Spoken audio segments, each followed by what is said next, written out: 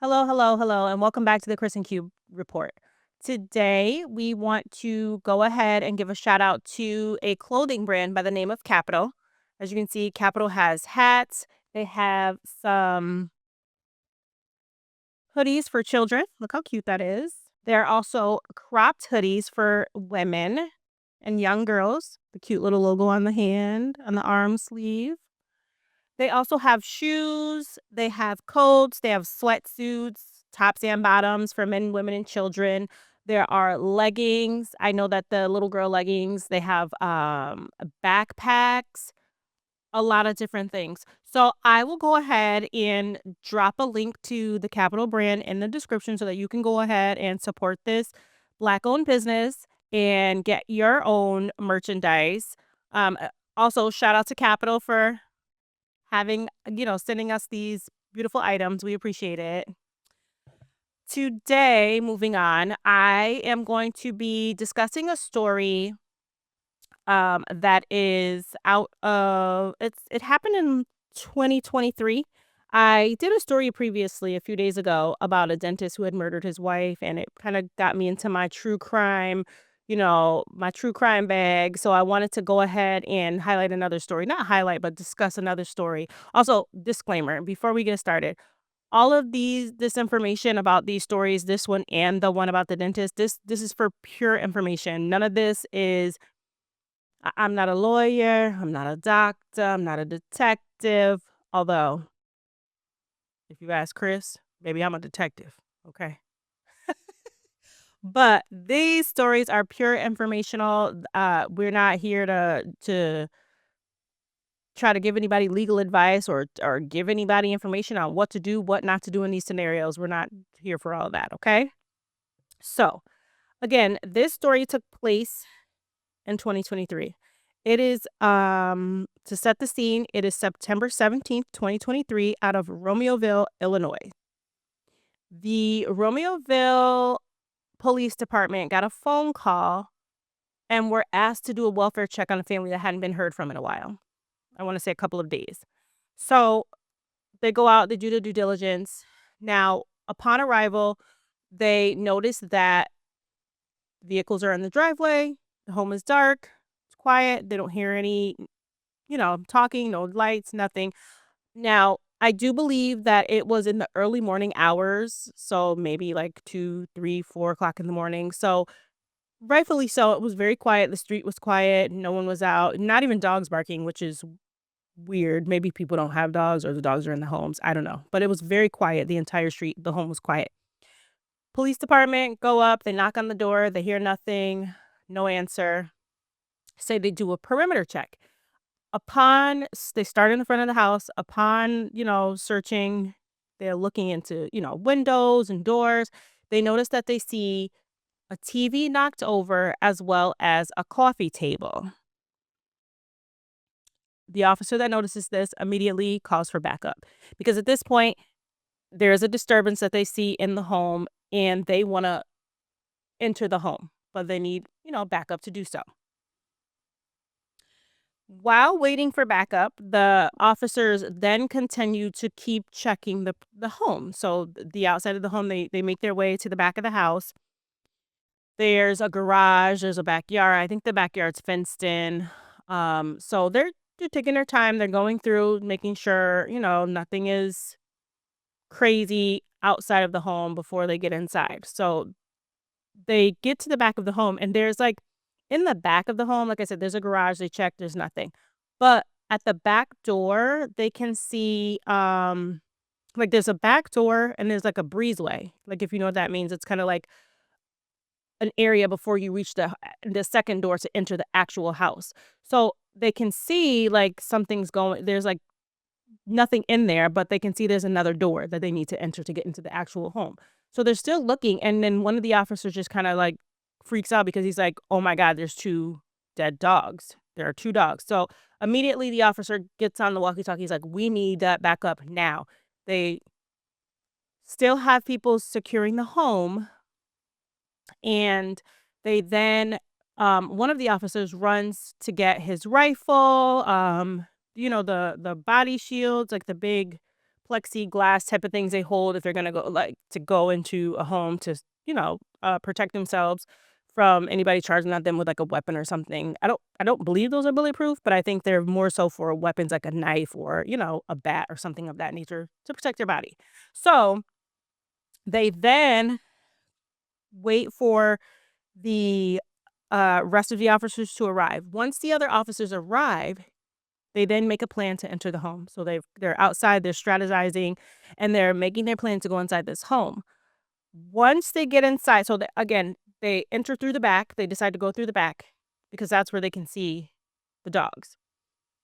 Once they make their way through the back, that first door to enter into the breezeway, there's nothing. The officers are flashing their lights inside the door, the second door that goes into the home. Again, they can see the two dogs. They're getting ready to take the battering ram to, break the door. And one of the officers says, well, why don't you first see if the door is unlocked? And he's like, oh. So the door was unlocked, twisted the knob, the door opened right up. Upon entering the home, police make a gruesome discovery. Once they enter the home, they find Zoraida Bartolomei, her husband, Roberto Rolon, and their two young sons deceased, along with their two family dogs. Initially entering the home, like I said, the TV being knocked over, the coffee table being knocked over, the mannerism of the way the family was found, it initially looks like a robbery gone wrong until it didn't. Police started searching the neighborhoods and investigating, and investigators then decided to search the victims' phones. Upon searching the victims' phones, they found out that the situation was so much more worse than a robbery. So much worse than a robbery. On September 18th, so this is the very next day after the murders, police go to the home of Ermelinda Palomo. Ermelinda is asked about her fiance by the name of Nathaniel Huey Jr.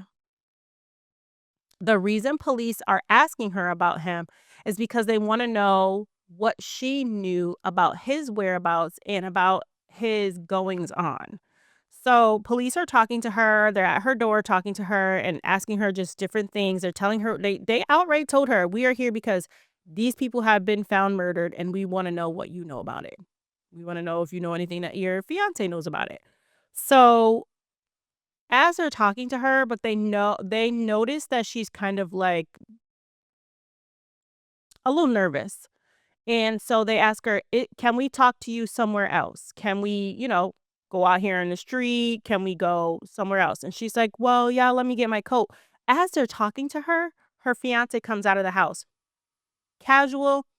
He's like, what's going on? They're like, oh, we just want to talk to her about something. He gets in the car and goes to work, honey. So they take her. What it looked like is he got in the car and went to work. I'm not sure if he went to work before or after, but they did end up taking her in the cop car and driving her down the street to a park, and they're having a conversation with her in the car. She's not under arrest. She's not charged for anything. They're just having a conversation with her at this point. So come to find out, Nathaniel and Zoraida were having an affair, and Ermelinda knew about it. Ermelinda told the police that she had not found out about the affair until that very day that they had come to talk to her. She knew nothing of the affair prior to this. She had just found out that day. But apparently, Ermelinda was very, very, very jealous of this affair that was happening. Now, mind you, when she was in the car with the police, she said that she and Nathaniel had been together for years and years and years, and had gone through years and years and years of him cheating. They never went into it if she did as well, but this is not something new, because even the police officer was like, well, when's the last time he cheated? Because we know this isn't the first time. She's like, yeah, no, it's not. Maybe 2019, maybe 2017. I don't know. I had a party and he claimed, I went to bed and he claimed some girl kissed him and it didn't go any further than that. So maybe it was in 2019. Like, just a bunch of nonsense. Like, just sis was rambling. Okay. Like, telling these police are here talking to you about a whole family that has been taken out, and you telling them about your man cheating and kissing some girl at your party at your house. Like, make it make sense. So, like I said, she was very, very jealous, and I'm looking down because I have my notes because I don't wanna miss anything because this story is crazy, like, it gets crazy. But, apparently, like I said, she was extremely jealous, extremely, extremely jealous about this for some reason, about this time that he cheated. Something about Zoraida and Nathaniel being together really triggered her. And I don't know if, maybe she's a woman scorned, maybe this was the straw that broke her back, you know what I mean? Like, I'm not gonna justify what happens in this story, but I will say that I understand her jealousy and her feelings towards him about the cheating. I will say that because, sir, what anyway, and I will say she should have left a long time ago if she felt like this was where she was gonna end up in her life. But I digress. Ermelinda decided that when she found out about the cheating between Nathaniel and Zoraida, she decided in her little brain of her own, in her head, that she was going to Zoraida created, or excuse me, not Zoraida. I'm so sorry, honey. Not Zoraida.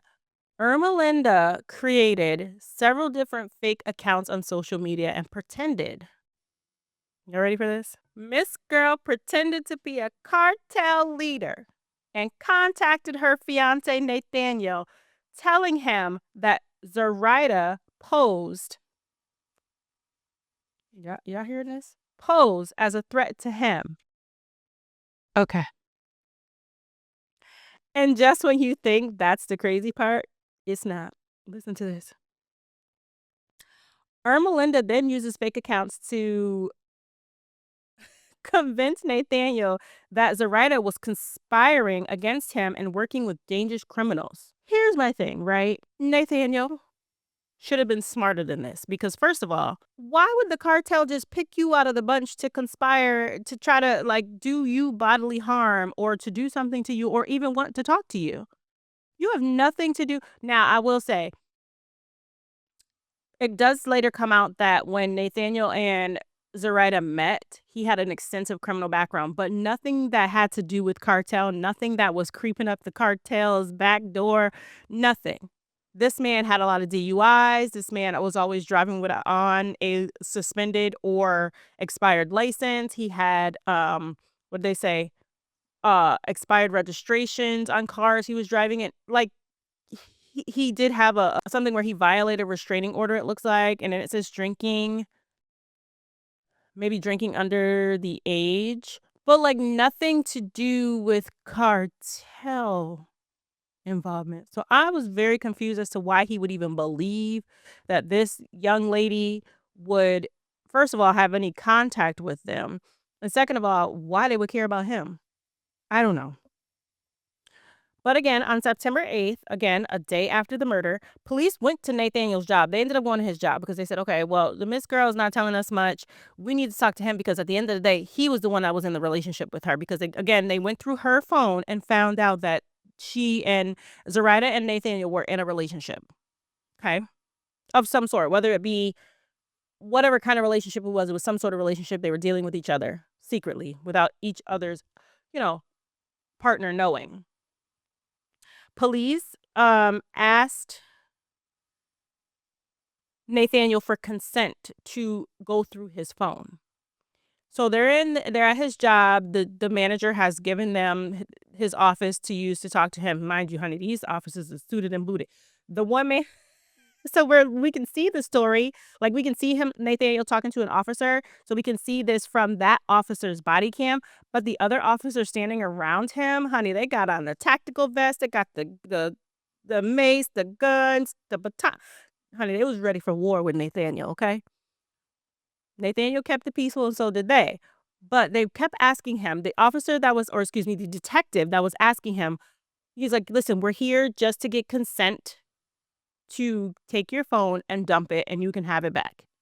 Nathaniel kept saying, and I didn't really get what he was saying about it. He just kept saying, well, can't you get it from the computer? Can't you get it from the computer? Can't you get it from, and the officer's like, well, we can, but It would just be easier if you gave us consent. We'll plug it in, dump it, and you can have your phone back. Nathaniel's like, oh no, there's things in there I don't want you to see. He's like, also, because it was a secret relationship, there are things that are deleted, so you're not going to find much. And the officer's like, oh no, what's in your catch? We can find it. He's like, let's say you have like 80, whatever megabytes of storage. More than half of that is what you use. And then whatever's left is your catch, the things that you deleted and blah, blah, blah. And so he just, Nathaniel kept going back and forth with the detective. And he was like, listen, we already know that you knew her. We already know that you all were in a relationship. He's like, we're here because, we're just trying to find out what happened to this family. He's like, just to paint a picture for you is like, you know, this, if it was a man, if he was murdered, we would first look at his wife, his family, girlfriends, boyfriends, anybody he was dealing with, because we want to rule those people out because you always want to, start with the people who are the closest. And he's like, well, you were her boyfriend. So we want to talk to you about it. And he's like, yeah, but it wasn't that serious. Like, that's how he sound. He's like, yeah, but it wasn't that serious. I mean, she was a nice girl and all, but blah, blah. And he's like in this office whispering and talking like just real annoyingly. Like, I don't know. It was a lot. So he initially did not give them his phone. He went on to tell the officer, excuse me, the detective. I keep saying officer. I don't know why. He went on to tell the detective that he's like, what if I come down and see you all at the station, after I get out of work? He's like, that way I'll have time to like get rid of the things I don't want you guys to see. And the officer was like, well, that kind of doesn't make sense. That defeats the purpose. Like, I said officer again, Lord have mercy. The detective said it doesn't make sense. If we're looking for certain things and you're deleting things, you're defeating the purpose, because how do you know that's not what we're looking to see? So, long story short, Nathaniel does not give them his phone. He does show up to the police station, but he didn't give them his phone. The crazy thing is that the officer, oh my God, again, so sorry. The detective, okay, that man, put some respect on his name, okay? The detective made it his business to continue to say, we are trying to rule you out as a suspect. He kept trying to like tell him like, this is what we're trying to do, because I think while he was doing that, he was trying to make it seem that Nathaniel didn't give a damn. Because again, Nathaniel got up the next day after this girl and her family were found murdered. Everybody knew about it and had no remorse, no care in the world, no sympathy, nothing. So the detective just kept saying, hello, we want to make sure you're not involved in this. Why are you not helping us? And he just kept saying, I'll come to you when I'm ready. So they were like, okay. Gave him a card and said, that's the address. Come and see us. So apparently, just a little background. I did write this because I wanted to make sure we kind of got like a little background on it. So apparently, Nathaniel he had his like regular 9 to 5 job, and I don't know what that was. Maybe a mechanic.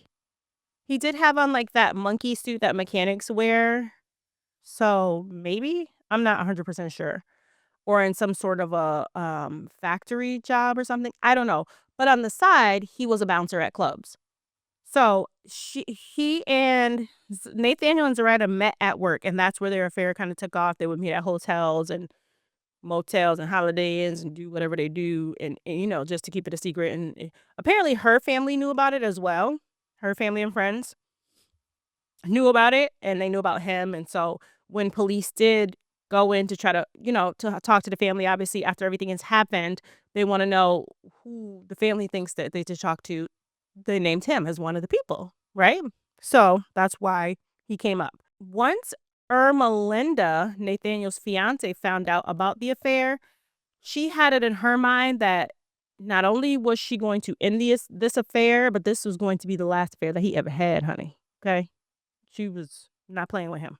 And again, I don't understand why or what, like, it's not really talked about as to why this affair between Nathaniel and Zoraida really triggered her.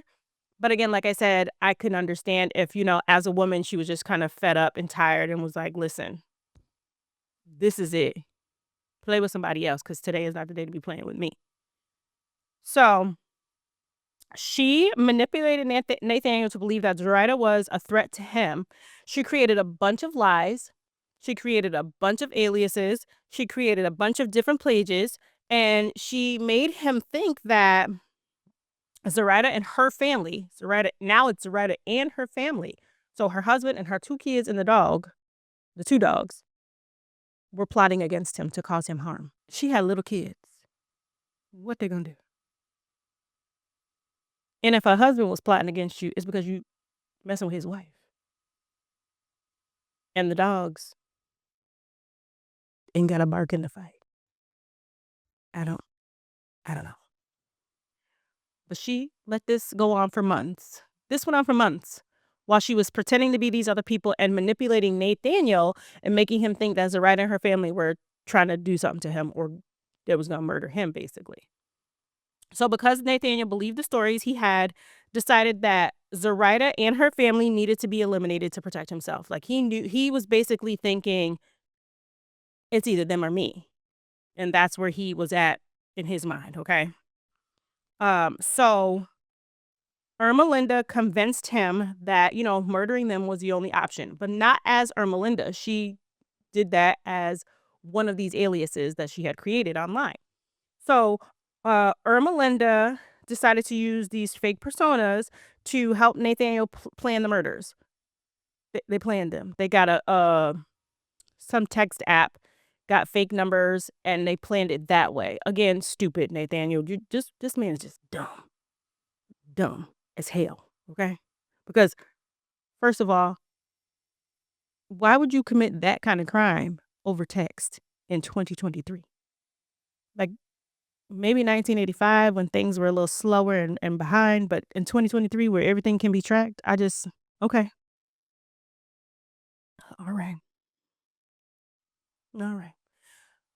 But somehow, I don't know when or how or why, but Ermelinda got brought into the scheme as herself because on the 16th of September in 2023, Ermelinda drove Nathaniel to Zoraida's house. She drove him to the mistress's house to kill them. Right. She also told him, go ahead and tear the house up. Tear the house up, make it look like it was being robbed by some kids. So this man gets out of the car. It's like, what? I think this was 3 something in the morning, I guess. I don't know. Again, another early morning where nobody's awake.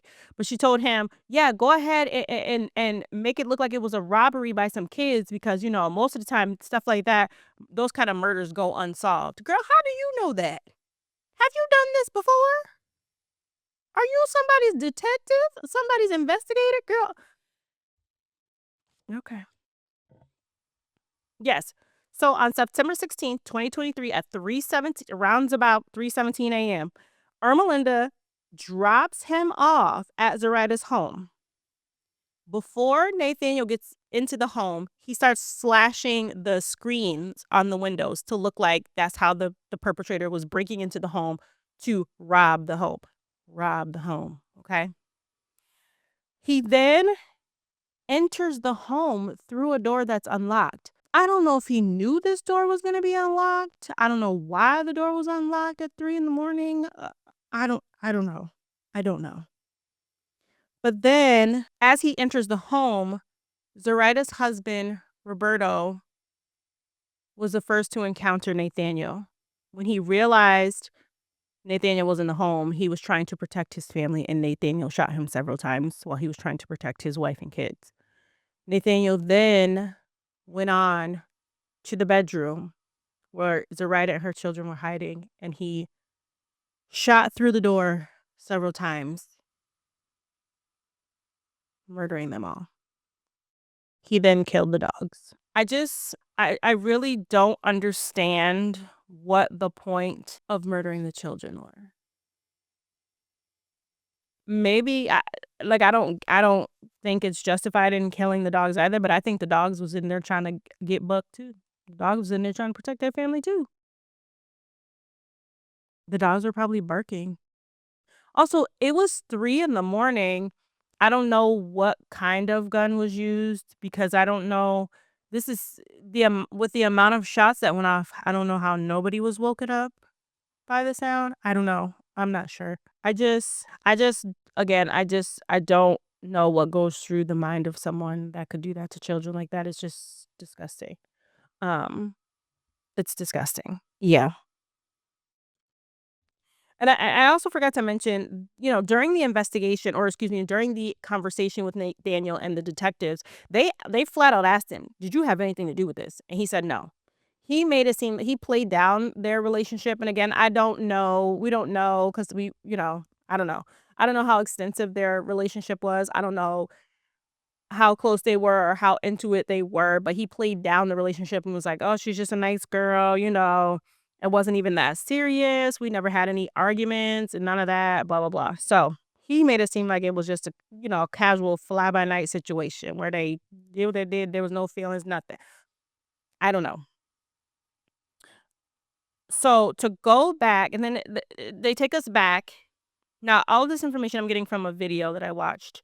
So the video cuts back to the police officer speaking to Ermelinda in the police car, and they're talking to her, and they basically ask her, does she know who Zoraida is? Ermelinda said no. She claims to have never seen or met Zoraida. She claims that she heard the name because she not heard the name. She heard or saw the name because she said she saw it one night pop up on his phone because the number kept calling him back to back to back, and it was that name. So she figured, oh, that's when she was like, oh, is he cheating again? For me, I feel like she told on herself right there because I feel like that's when she figured out that he was cheating, and that's when all of this started because she saw Zoraida calling him. That's what I think. I could be wrong. I don't know how she really originally found out about Zoraida. We don't find that out. She claims that the police asked her about their whereabouts for that weekend of the murder.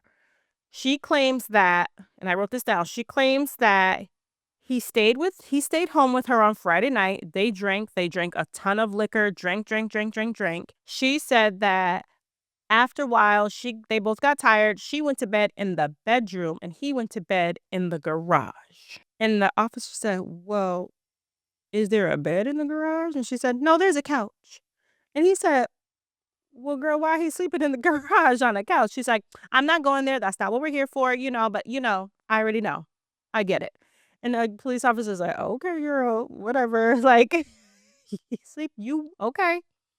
So then he says, "Well, how do you know he was asleep?" And she said, "Well, that's where he usually sleeps because he said it's more comfortable in there." And they were like, "Okay." So then she said they slept in Saturday morning, and then they got up and they were all hungover, what have you. And then Nathaniel decided to tell them, he tells her, "Oh, we got to get up, we got to move around and, get out of this funk," which, okay, I hear you, whatever. So they decided to go. She wanted to go shopping at Ross. This is what she said, child. She wanted to go get some jeans. And then she said they got hungry and she let him choose, and they decided to go to Jersey Mike's, got a little sandwich, and that they came home. When they came home, she got back in bed and took a nap. Apparently, she was woken up by Nathaniel and her kids playing video games, so she got up yelling at everybody because it was too loud. She was still hungover, child. Her head was hurting. So this is Saturday, right? Saturday during the day. So then she says that she fell asleep, whatever. They all went to bed Saturday night. She says Sunday morning she woke up and she said to Nathaniel, "I need to do laundry. I want to go return some shoes and I want to get some groceries." And she's like, "Oh, but, I don't have a lot of money. Can you help me out?" He said yes. So they went out and did those things, came back home, and was in bed and sleeping by 9 o'clock on a Sunday. All right, girl, that's cute. She didn't say if he slept in the garage again. So that's when the detective was like, "Well, if he slept in the garage and you was sleeping in the bedroom, could he have left and came back without you noticing?" "Oh, no, absolutely not. No, that's not possible." He goes, "Well, how? If you're in the bed and he's in the garage?" She's like, "Well, because the garage door was open." And he said, Okay. And then she said, also, that door from the garage, like if you like when you go out our front door, not the door in the garage, but when you go, I guess there may not be a door to go out of from the garage, or like it's like an actual garage door that you got to lift up. However, sis said when you leave out of their front door, it slams, so it's loud. Everybody would have known if he was coming or going. Apparently, the daughter could hear him snoring from the garage because the garage door was open to the house. You get the door that goes from the inside of the house into the garage. This is the door that she's claiming open. She's saying that she sat up out of her bed. She had woke up and looked to see if he was still there. He was there sleeping. Whatever. He never, to her knowledge, that man didn't leave the house. Okay. So the police are like, okay, whatever.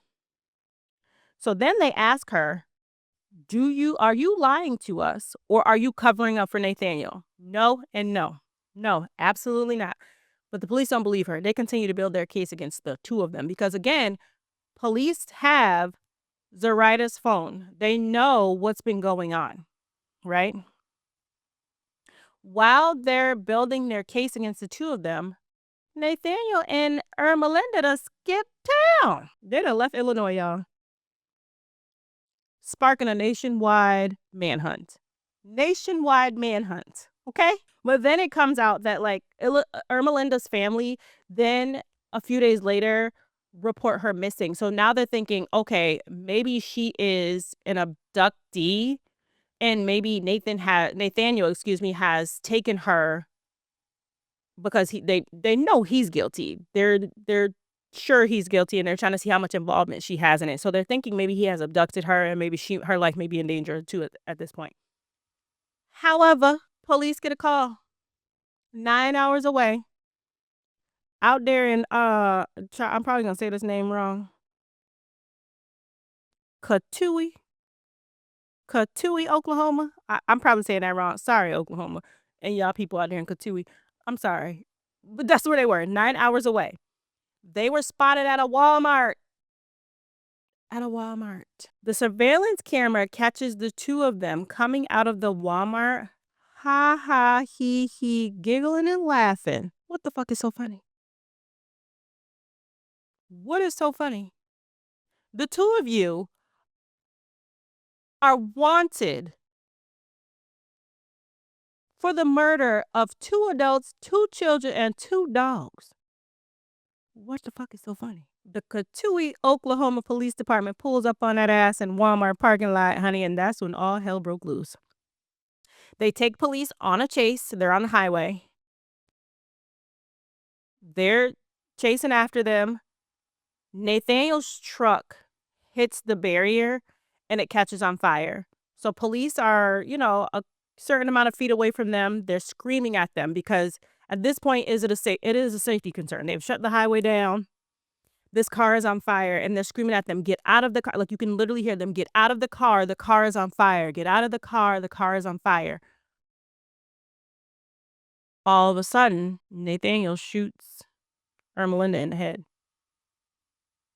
He then turns the gun on himself and tries to shoot himself under the chin and fails. Then shoots himself again, and that turned out to be the fatal shot. Police then approach the vehicle, screaming again, still, get out of the car, get out of the car, get out of the car. They open the back door. You can hear the officer choking on the daggone car smoke, trying to get these people out of the car. They don't know, they know there were gunshots fired. They don't know that anybody has passed away at this point. So they're trying to see if somebody needs medical aid, what have you. Open the back door. They can see Melinda. They open it on the back passenger side. They can see Melinda. So then they open the front passenger door and they're like, they get her I believe they got her out of the car because I could hear them saying, remove her belt. And then I see officers behind the vehicle crouched down. So I'm assuming they took her out of the car. They jump over the barrier.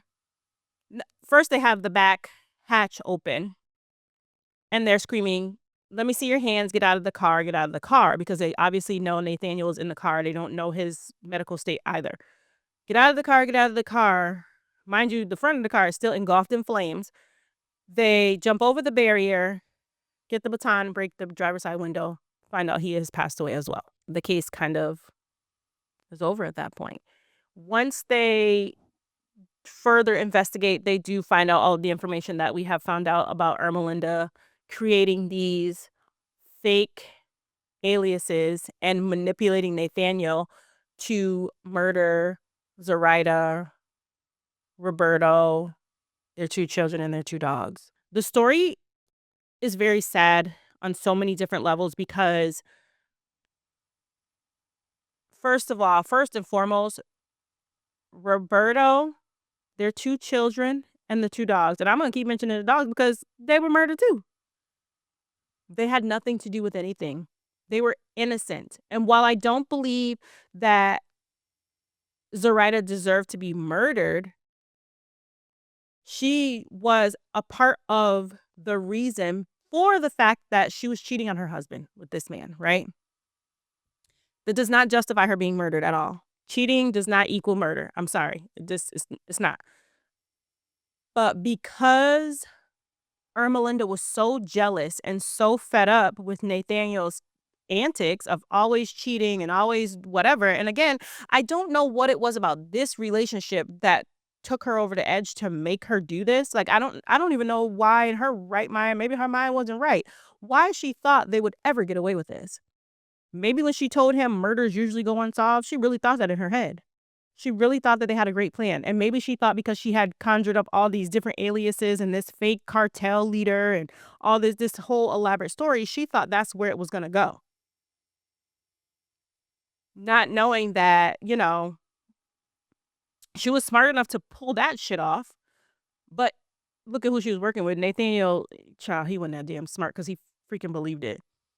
But she must have thought that the anybody investigating this murder was going to go down that road and hit a wall. No. There's like again, this is 2023. Like I know that there are ways to get shit out of people's phones and find things in people's phones and internet that will definitely cause you to be guilty for the crimes you committed. I don't know. But what I will say is none of this is going to be easy for any of these people's families to get over. They're never going to get over this. They're 2 innocent children, gone, barely had lived life. So much life ahead of them, and they're gone. Because some woman couldn't control her jealousy. Because 2 people couldn't just leave their situations and not cheat. I don't know. I'm not victim shaming. I would never do that ever in life. But I just feel like when people make decisions, they don't think about the bigger picture. And I know people act in the moment and what have you. We don't know what the situation was with Zoraida and her husband, Roberto. We don't know if they were on the brink of, breaking up or getting divorced or what have you. We don't know that. And none of that matters. Because at the end of the day, nothing that went on in this story constitutes what happened and how the story ended. And again, like I said, Ermelinda had children of her own. This man and I don't know if they were children with Nathaniel, I don't believe so. But this man has taken their mother from them as well. And apparently during one of Nathaniel's times of cheating, he had a son. Was that his only child? I don't know. That's the one she mentioned. He had a son. So for me, it's like, what about him cheating and getting a woman pregnant versus cheating with this woman who had her own family was different for her? I don't know. I don't know what she was thinking, how she was feeling. Like I said, she could have very well just been fed up and been a woman scorned, and that's where she went with it. We will never know. But I will say that, I do wish all the families involved so much love, so much light. We're praying for them to at some point in their lives have peace. I'm so sorry to those babies, those poor babies. Ugh. I can't even imagine. I can't even imagine. I can't even imagine. Mm. But that is today's story.